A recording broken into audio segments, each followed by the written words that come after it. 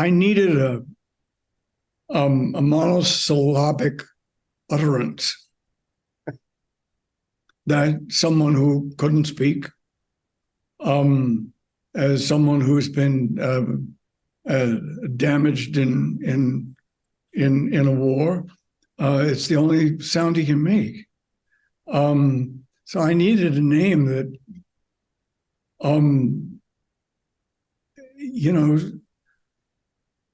sounded like something less than speech, but was distinctive.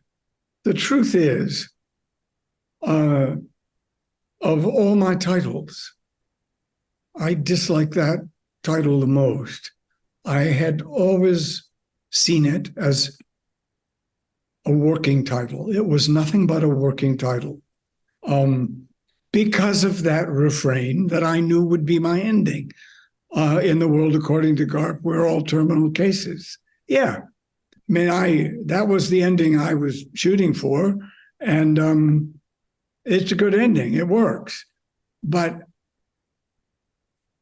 it was the title of the novel because I couldn't think of a better one. And I always thought I would. I was still young enough then as a novelist not to know that I should have, with my doubts about The World According to Garp as a title, I should have held that title back. If I didn't like it, I shouldn't have put it on a manuscript. I should have said title to come or untitled, because I was still trying to work on a title when I gave it to my editor, Henry Robbins, and I had never had a response as warm and generous to a novel. And my first editor at Random House had sent me to Henry Robbins because he said he couldn't get the rest of the people at Random House to get behind me, and I should go somewhere where the whole house would get behind me. And he recommended I try Henry. He was right. That guy was a good friend, Joe Fox. Well, Henry's enthusiasm for the novel was wonderful. And Henry and everyone else at Dutton who had read the novel could not imagine the novel with another title. So because of Henry's enthusiasm for it, and everyone who'd read it said, well, it is The World According to Garp. Well, no, not really, I said, but I didn't have anything better. Both autobiographical, but coincidental in this respect. It wasn't designed that my desire to be a writer at age 15 was coincident with my starting to wrestle. And yet I think it was of considerable benefit to me with hindsight, I can see it now, that these two disciplines entered my life simultaneously. And I wouldn't make the argument that they are identical. But in my case, the overlapping similarities were obvious. I was not a gifted student. I was always slow academically.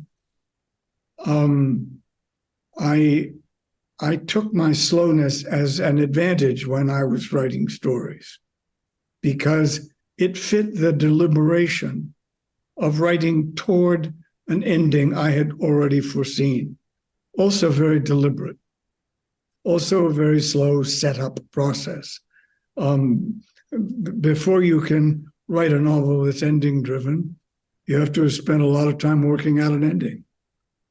So there's a lot of deliberation, repetition, over and over again, ness about it. Well, I also learned at that time, since wrestling was the only sport I ever did with any degree of success, I also learned from a very truthful coach that I could see for myself that I wasn't the best of athletes, certainly not a natural athlete. and that my success as a wrestler was dependent more on my preparation, my deliberation, my defensiveness, than it was on my trusting in my spontaneity.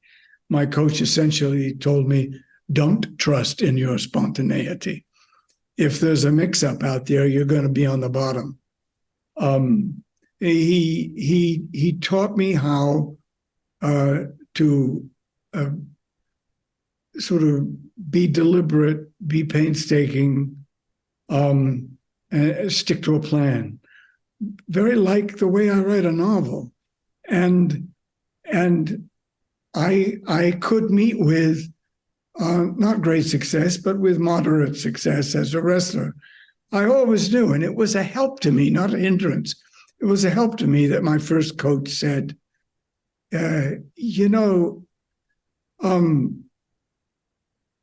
reflexes, speed, explosiveness, these things do not come to you naturally. You're not a great athlete. There's a limit to how far you can go in any sport because of your athletic limitations. But knowing that, you can be pretty good at something. You can be halfway decent. Well, it served me well. That's all. And it especially served me well in the modeling of Garp's character, which was drawn with that kind of deliberation, as opposed to the spontaneity of his mother, Jenny's automatic success because of the outrageousness of what she's done. That she can, that her fame or success is natural and happens spontaneously.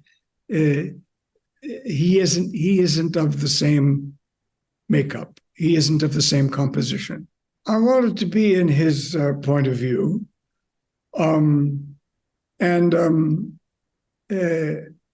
he's envious. He's a little angry at how things have happened for her, and how public her persona and her success both are. But knowing as I did, or as I always do, how it's going to end, the underlying truth of the story is that whatever the more artistic son sees as his superiority to his mother, she's right. She's right about the way men behave, and she's right about the way he behaves. He is an example of the kind of man she's been targeting. And he enacts himself by his lack of restraint, by his lack of respect for the boundaries of his marriage. He is responsible for what happens to his family. Harsh judgment. But both those reviews that called The World According to Garp a feminist novel, to put it down, or called it a feminist novel in praise, there were both. They're both right. I mean, it is a feminist novel. In truth, The World According to Garp really is The World According to Jenny. The only thing he's right about is the inevitability of death, which he didn't think of. He didn't invent. He gets no credit for that. She sees, the underlying friction that is caused by men who aren't in control or consideration of their sexual desire. And from that novel forward, not least in my most recent novel, The Last Chairlift, I think my novels demonstrate that heterosexual men are the most badly behaved creatures sexually of all the sexual choices available to us. That's the point of my most recent novel, a family novel with one straight guy in it. And guess who's the most badly behaved sexually? He is. Well, that goes back to Garp. Jenny's right. I grew up in ski country. Everyone in my family was a skier, a better skier than I am.